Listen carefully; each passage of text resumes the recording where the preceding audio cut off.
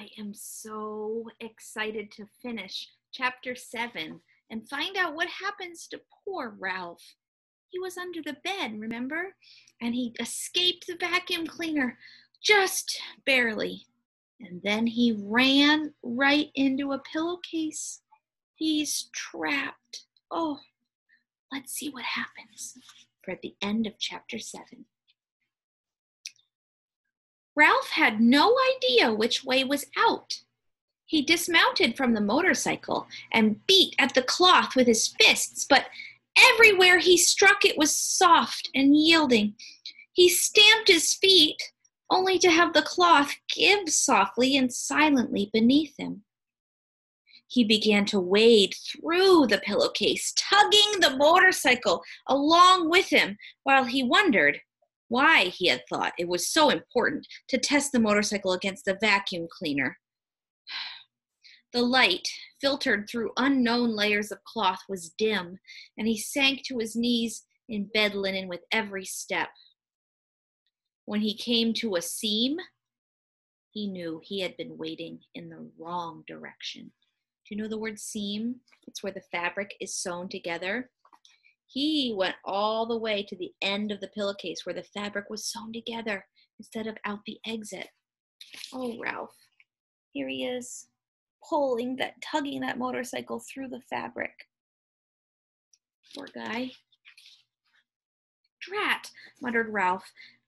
He turned, still dragging the motorcycle, and tried to retrace his footsteps, only to find he had no idea which way he had come. There were no landmarks. The clouds of cloth were white, billowy, and yielding in all directions. Double drat! He stamped his foot, only to find himself sinking deeper in the linen. From the swishing sounds he could hear outside, Ralph knew the maid must be unfolding clean sheets over the bed. He plodded on, dragging the motorcycle without direction and with very little hope.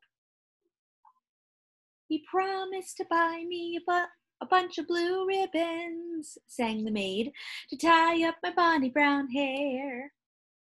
Down the hall, a door opened. Ralph heard a muffled woof, and in a moment the click of a small dog's toenails on the bare floor at the edge of the hall carpet, followed by sniffing that was dangerously close. The little terrier began to bark. I know you're in there, he yipped. Stick out your tongue and waggle your fingers at me, will you? You just wait.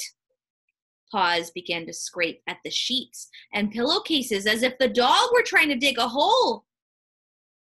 Ralph decided it was wiser not to talk back to the dog. He huddled, scarcely breathing, against the motorcycle.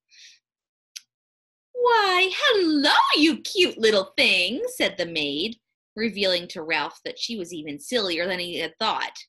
As if there was anything cute about a terrier that could scarcely see through his own hair. The dog went on yapping, a bit self-consciously, Ralph thought, now that he knew he was being admired by the maid.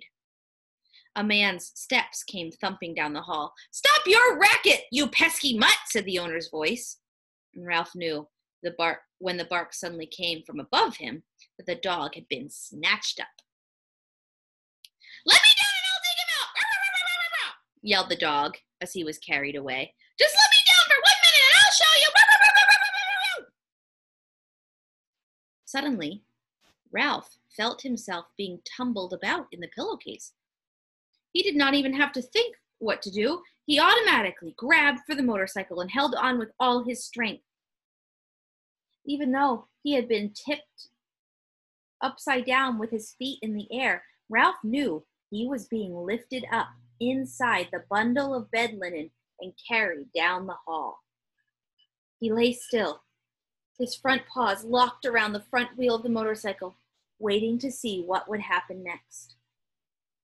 The maid walked a short distance to what Ralph judged to be the linen room, and there she dumped her armload of bedding before she went off to clean another room.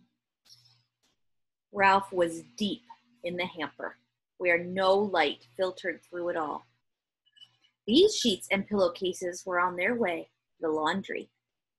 And since he had no wish to be laundered, any more than he had wished to be thrown out with the trash, there was only one thing for him to do. Start chewing.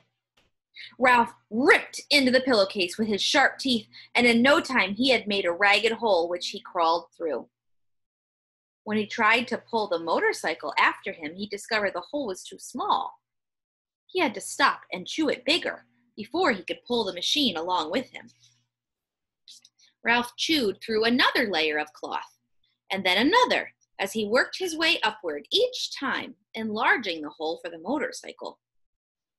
His jaws began to ache, and still another layer of cloth lay ahead, this time a damp bath towel which would make slow chewing.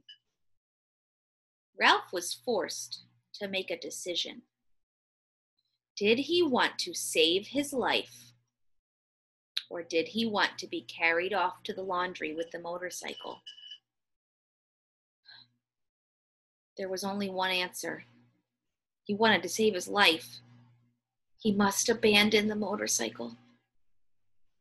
With aching jaws, Ralph chewed onward and upward, moving faster now that he was making mouse-sized holes instead of motorcycle-sized holes. The bath towel had left an unpleasant, furry taste in his mouth. Gradually, light began to filter through the cloth until finally, when Ralph thought he could not force his jaws to close on one more mouthful of fiber, he emerged into daylight at the top of the hamper. He's out, but the motorcycle isn't.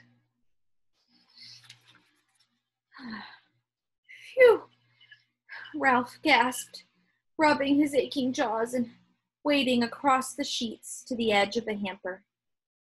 He leaped lightly to the floor and, hugging the baseboard, scurried down the hall to room 215, where he flattened himself and squeezed under the door.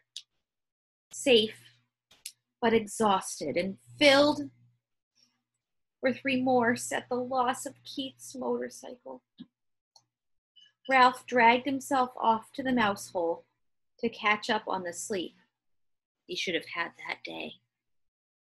Oh, poor Ralph. He lost the motorcycle in the laundry. Next time we read, we'll be reading Chapter 8, A Family Reunion. We'll have to wait till next time. See you later.